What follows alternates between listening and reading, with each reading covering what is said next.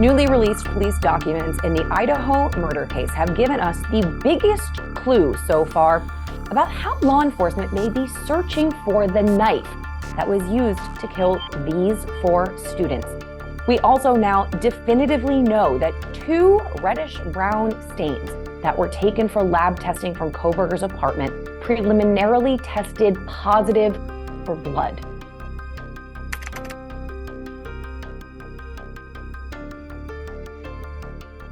Now, I sifted through 166 pages of these new documents, most of which just repeated information that we already knew about the investigation, but there were a few pretty fascinating, pretty telling tidbits that we weren't already aware of. Now, the bulk of these new details are about what was seized from suspect Bryan Kohberger's apartment and what wasn't. Police executed a search warrant on Kohberger's off-campus apartment on December 30th, a few hours after he was arrested at his parents' home in Pennsylvania. Now, cops wore body cameras, the entire search was filmed, so at trial, we are likely to see some or all of exactly how this played out. I don't know about you, but I'm fascinated by Bryan Kohberger, and I'm really curious to see how he lived. The 28-year-old lived alone in Pullman, Washington at the time. He rented a 2-bedroom apartment through Washington State University, where he was a PhD student and a teaching assistant. Now, I have been to this condo complex. It's really close to campus, but not really walkable. It was quiet and sprawling. Now, Kohberger's home was on the 2nd floor here in this end unit. The whole place is pretty nondescript, as was apparently the inside. Kohberger's space sounded pretty bleak, to be honest. An investigator on the scene reported that the apartment was sparsely furnished and fairly empty of belongings. And something that stood out to me as being glaringly weird, for lack of a better word, he didn't have a shower curtain. Now, that could mean absolutely nothing, but it strikes me as definitely odd. Who hasn't seen a crime thriller where something nefarious was wrapped up in a shower curtain? But at least in these police documents, no one seemed alarmed by this.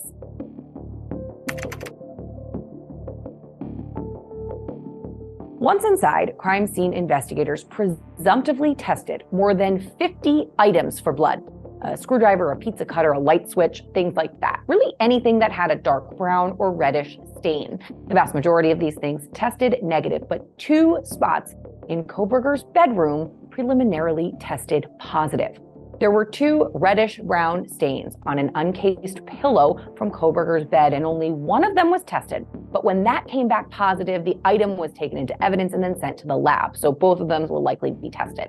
There was also a brown, irregular drip stain found on a mattress pad. Now, this mattress pad sounded pretty gross. There were, quote, multiple stains on it. Now, like the pillow, this first stain they tested came back with an initial positive result. Now, when that was detected, investigators ended up bagging the whole thing and sent it off to the lab. Now, these stains will go through more rigorous testing to determine if they are in fact blood. And then that will be compared against the suspect's DNA as well as the DNA profiles of the 4 victims.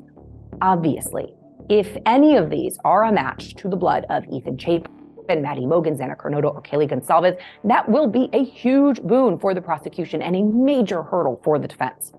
Kohberger's apartment was 2 bedrooms, but since it was leased through the university, he only leased one of those. He didn't have access to the other one. It was locked per WSU housing protocol, and investigators don't believe that Kohberger ever entered it. It seems that before leaving for his cross-country drive with his father at the end of the semester, Bryan Kohberger tidied up the place. Investigators noted that all of the trash cans had been emptied. Not too surprising.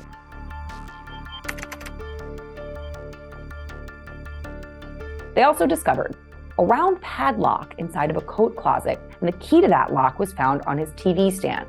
Now, the lock belongs to one of the storage units available to the residents of the Steptoe apartments. Kohberger's unit G201 did have a storage closet assigned, and investigators found it with the door open and completely empty.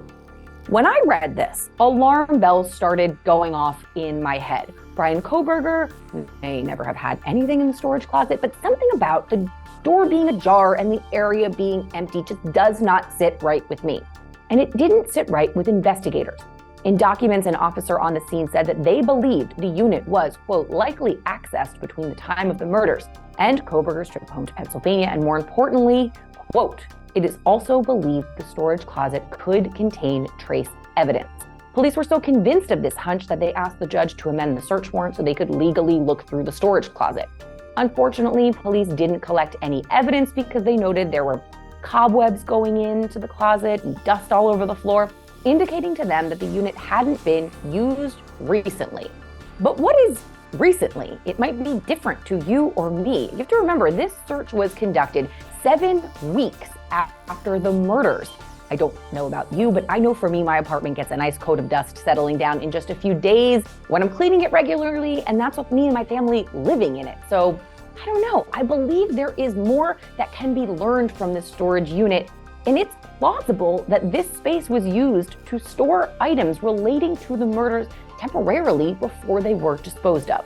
And if that happened in the immediate aftermath of the killings, that would give more than a month for dust to potentially settle and cobwebs to form.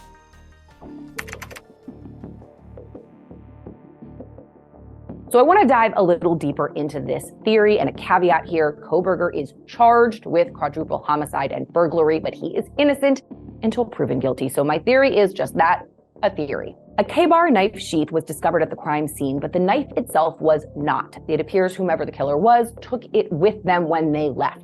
And as far as we know, the clothes that the killer was wearing the night of the murders have never been found.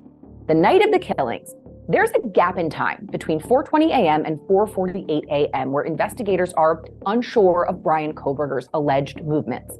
At 4:20, CCTV footage near the crime scene captures a white car, which cops believe is Kohberger driving in his Hyundai Elantra, leaving the area at a high rate of speed. Now, the suspect's phone was off the grid all night, but at 4:48 a.m., it pings a tower south of Moscow, Idaho. Where it pings is in the middle of a sprawling farmland, which is pitch black at that time of night. One theory so far was that the killer may have discarded bloody clothes and the murder weapon along that route. But now knowing that he had access to a private storage closet makes me lean away from that theory. Police say there was a significant amount of blood at the scene, and it's likely that the perpetrator's clothes and shoes were covered in it. So along with the knife, the killer would have had to get rid of the clothes they were wearing at the time. It is not out of the realm of possibilities to think that the suspect would have taken them home with him and kept them hidden so that they could be disposed of later. Now, it is just speculation, but my gut tells me that the killer probably had a clean set of clothes in his car and changed out of the bloody ones somewhere along that dark rural road so he didn't return home covered in the blood of the victims on the off chance someone saw him. A perp, particularly one with extensive knowledge of the criminal justice system and law enforcement, would probably not want to keep those things, bloody clothes, a knife, in their home. So a padlocked storage closet is not a bad place. Now, there isn't any evidence that we know of that Kohberger kept anything in his storage unit or emptied it, but it's worth a deeper look.